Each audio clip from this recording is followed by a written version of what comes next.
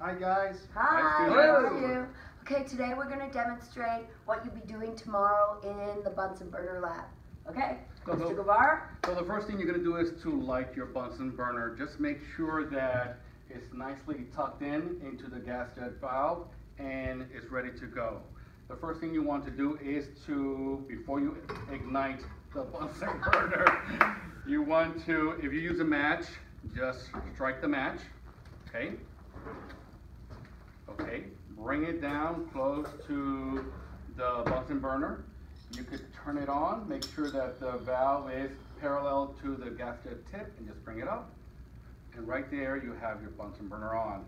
This is the proper Bunsen burner. You're burning the right amount of propane fuel with air.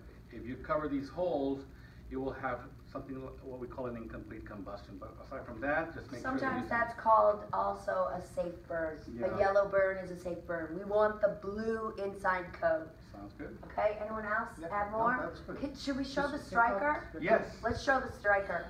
Okay, another one. Striker Go ahead. is very easy to do. ahead. Just make sure that when you move the lever, move it in and up so that you could strike it against this rough surface, okay? And it's a flint Strike surface. it a little bit. Easy. There you go. There's a spot. And So the per person will then say, Mr. G will then say, go ahead, gas on. gas on, Okay. and Voila. there you have it. Gorgeous flame inside, blue inner cone. Then we're going to basically look for where is the best place to heat different substances, different apparatus. Okay, let's go. Next one is we're going to take a piece of copper wire, and what you'll notice is you're going to put it right in the tip of the Bunsen burner flame, the blue inner cone, and look at how the color changes depending on where it is. What does that tell you? What does that indicate? What happens if I go all the way down here? Okay, so these are some of the questions that you'll be attempting to answer, and these will be some of the questions that we may be asking on your next assessment. Does anyone want to add, guys? Are we good? That looks good. And Okay. usually when it lights up and you're reaching the melting point of copper, and you'll see that copper, when it reaches the melting point, it tends to display a green color. Very important, very important. Green color, you'll start to see characteristic colors of different elements. Okay? And then another part of this lab is heating water, and Mr. Kaznak and Mr. Sobolewski will be doing that over there with the test tube. With the beaker, I don't want to have my beaker on top and then move this out. Nor, you see the bend in this, how this just naturally sits there? I don't want to turn this around because it will have a tendency of going back. So I'm going to move my apparatus there, put my Bunsen burner right underneath there, and notice how it just sits. I never like to leave a Bunsen burner flame. None of us like to leave a Bunsen burner flame unattended. It's like a child around a swimming pool. So if three of us have to go somewhere, one is staying here and you're babysitting the flame. So as we start to see the water heating, you should have a thermometer, and your teacher will have these set up around the lab at different heights. So you won't have to take anything here, potentially getting burned, to raise or lower this for the next trial. Awesome. Okay, next group, guys, you want to show, well, we could do it in here. Is that flame right over Yeah. there? Oh, that sounds hello, science teacher colleagues. I see a nice piece of glass here, and it obviously looks like every other normal piece of glass. Can I just grab that right Oh! Hot glass Let's do the test. and Yes. cold glass. That's why I still have it underneath. I don't have it work yet. there? But it looks like regular glass, Mr. Lucy. Oh, it does, because hot glass and cold glass look identical, Oh, Mr. I see. Sobolewski. All right, Yes. very good point. Remember that on the assessment.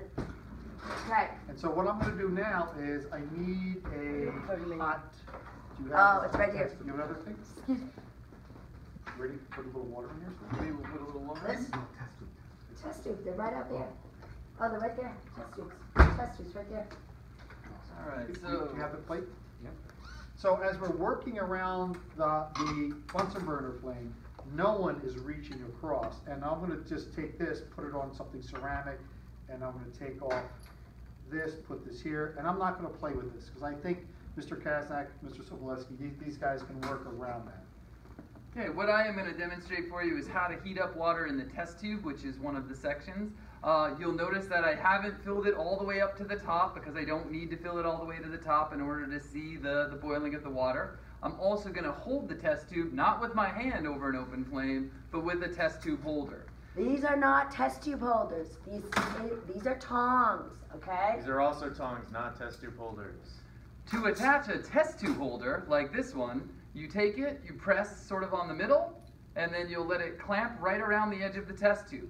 I don't need to hold those little prongs right there. Once it's attached, it will hold it, and I can hold it safely back from the base.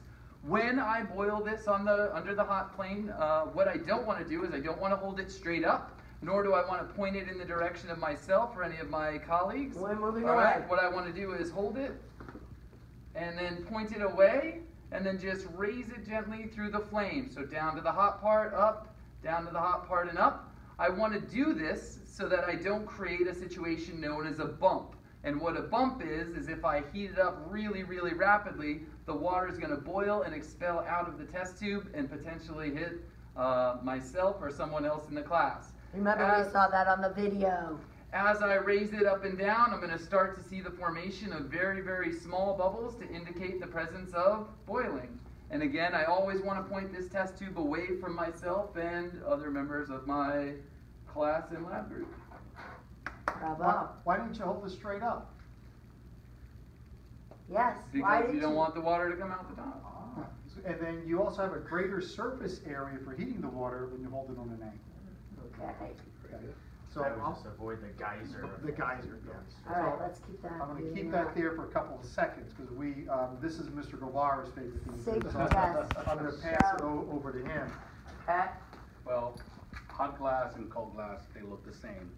And what you want to do is to demonstrate that you could get burned if you don't allow the test tube to cool down. We have a nice test, and what we're going to do is we're going to put the Bunsen burner right here. We're going to expose the bottom part to, and as you can see, this is extremely hot too. That's why I can't. So- Joy killer. Keep pulling it over, you guys I keep pulling it know. away. Right? Mr. Lucy Keep pulling gave it it away. away. No, That's you okay. can't. But as you can see, when the test tube is reaching that point where it's about to melt, you'll notice that the color of the flame is going to change from blue to slightly yellow. Right. Okay? And as my peers can attest, if you put your hands close, you can feel the Ooh, that's very hot. radiation emitted by this test tube. But still, just to show you, Look at that. that's a first or second degree burn right there. And by the way, not only glass, but this is extremely hot too. So when Mr. Lucy takes it away, Move it on to the other side. It's been heating on the other side. Move that. Careful, careful. Oh, too bad. we moved But it away. usually Moved we it moved away. away too closely. Okay. But still. and there you That's have it. good. First, second degree burn right there. So the lesson, students, is you need to allow everything to cool down. You gotta give it time to cool down. Okay, guys, that's it for today. That's it. Enjoy the long weekend. We'll see you on Tuesday. See you Tuesday. Thank you.